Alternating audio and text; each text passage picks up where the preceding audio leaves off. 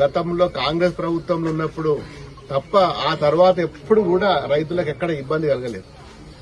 సొసైటీల ద్వారా వస్తే లారీలను రోజుకు 10-20 లారీ ఒక సొసైటీకి వస్తే మరి పాపం వాళ్ళు మండల హెడ్ క్వార్టర్కి వచ్చి ఫర్టిలైజర్ తీసుకుపోవాలంటే ఇబ్బంది అవుతుందని చెప్పి ఏ గ్రామానికి ఆ గ్రామం లారీ పంపేది.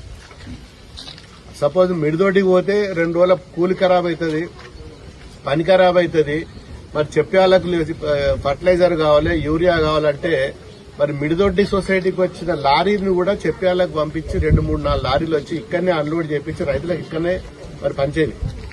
మరి ఈ రోజు అన్ని గ్రామాల నుంచి వచ్చే 2 లారీలకు 3 లారీలకు నిన్న మనం చెప్పేవాళ్ళ చౌరస్తాల సైట్ చేస్తే వందల మంది లబోది పాపం లేడీస్ అయితే పొద్దున 4 గంటలకు చెప్పులు పెట్టుకుని లైన్లో నిద్రపోతున్నారు.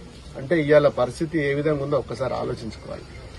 మరి కనీసం మరి రైతుల గురించి ఏ ఒక్క మంత్రి గాని మరి ఇంత పెద్ద దుబ్బాకల నిజంగా అన్ని మండలాలలో మనది 8 మండలాల్లో కూడా మొత్తం వ్యవసాయం తప్ప ఇంకో పని లేదు. ఇంటింటికి వ్యవసాయం, ఇంతో అంత వరి నాట్లు వేసుకున్నారు, మొక్కజొన్నలు వేసుకున్నారు, పత్తులు వేసుకున్నారు. మరి సమయానికి ఈ యూరియా బస్తాలు అందకపోతే అంతకంటే దారుణం ఇంకేముంటది. మరి దీని మీద ధర్నాలు చేస్తున్నారు. మనం ఇన్ని సంవత్సరాలు ఎప్పుడన్నా రైతులు ధర్నాలు చేయంగా చూసినాం. మనం ఫర్టిలైజర్ గురించి, యూరియా గురించి, ఇలా మందు సంచుల గురించి ఇంత ధర్నాలు చేస్తున్నారంటే ఇలా ప్రభుత్వం ఎక్కడున్నది? మరి ఏ ఒక్కరన్నా వచ్చి ఇగో పలానాడు వస్తుంది లారీ, పలానాడు ఇస్తాం ఈ సొసైటీకి. రోజు పొద్దుగా లేవగానే నాకు పొద్దున 6 గంటలకు ఫోన్లు శురువైనాయి. రాత్రి 10-12 దాకా వచ్చే ఫోన్లలో 90% ఫోన్లు ఈ ఎరువుల గురించే వస్తున్నాయి.